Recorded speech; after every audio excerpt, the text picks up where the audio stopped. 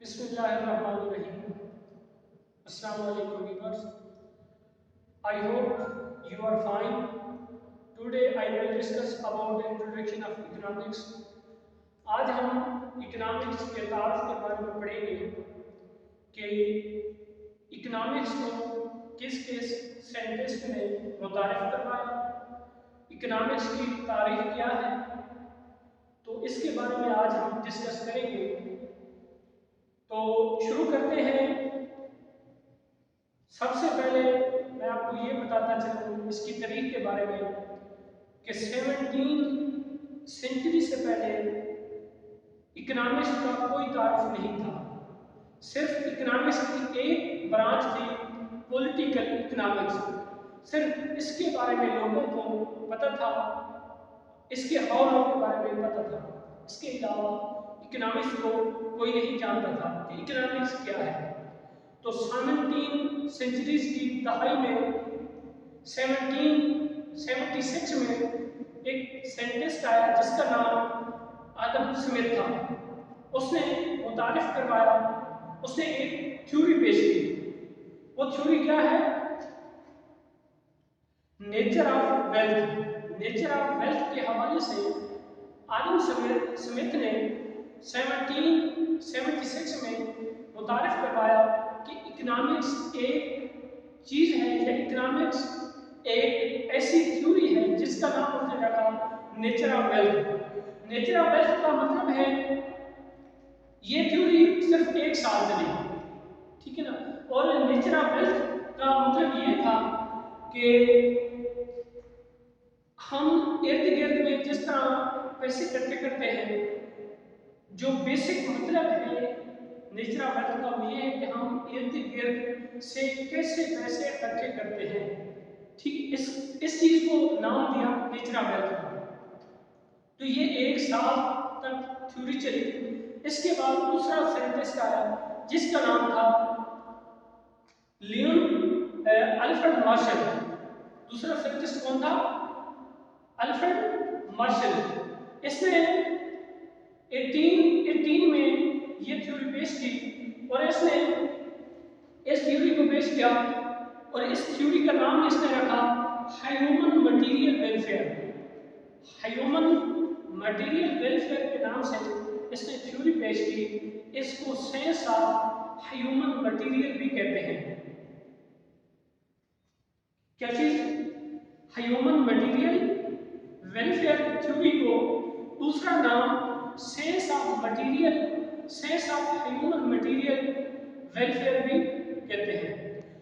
तो इसने इसके बारे में बताया, इसने मुतारिफ करवाया और इसने ये बताया कि हम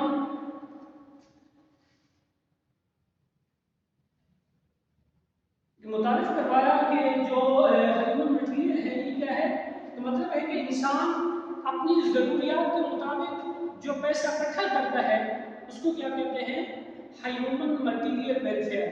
तो ये थ्योरी ज़्यादा देर तक नहीं चली, ये सिर्फ 40 साल के राउंड में ये थ्योरी चलती रही। उसके बाद जो तीसरा साइंटिस्ट आया जिसका नाम था लियोनेल रोबिन्स। क्या नाम था? Lionel Robbins.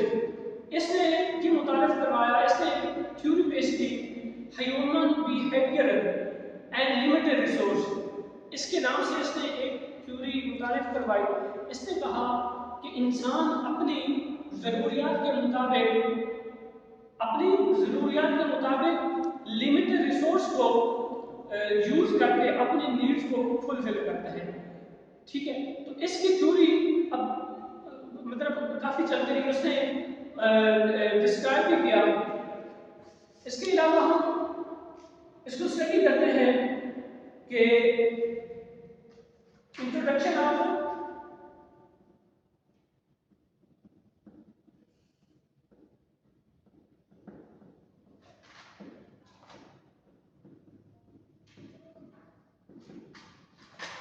इकोनॉमिक्स। तो इसको 3 में किया गया, 3 सेंटेंस में। पहला कौन था? आदम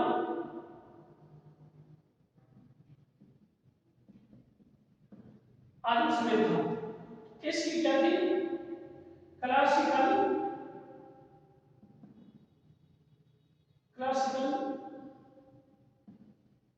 थ्योरी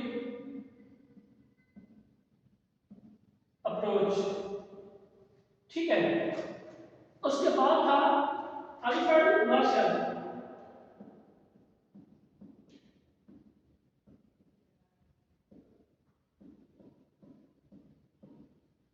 इसकी क्या थी?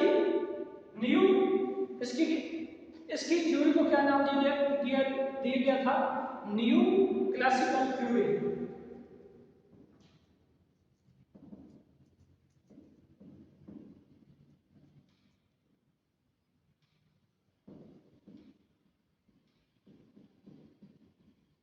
अप्रोच। उसके बाद जो तीसरा साइंटिस्ट था वो क्या था? लियोनेल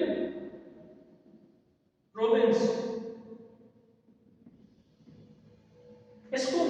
इसने मॉडर्न इकोनॉमिक्स को मुतारिफ करा। क्या चीज?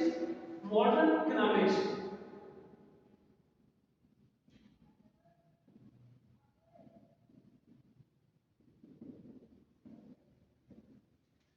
इसने क्या करा? मॉडरेट। अब इसने जो थ्योरी मुतारिफ करवाई थी वो क्या थी?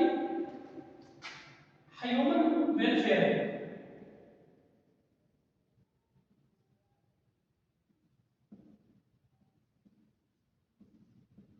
वेलफेयर। ठीक है। और जो था न्यू क्लासिकल थ्योरी, जो अल्फ्रेड मार्शल था, इसकी क्या कहती थी? Material of human welfare. Material of human welfare. इस नाम से इसने थ्योरी पेश की। और जो था लियोनेल रॉबिन्स, इसने क्या कौन सी थ्योरी पेश की थी? किस नाम से थ्योरी पेश की थी? Human behaviour. के ह्यूमन बिहेवियर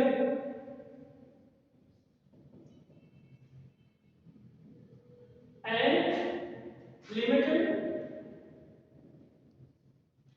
लिमिटेड रिसोर्स।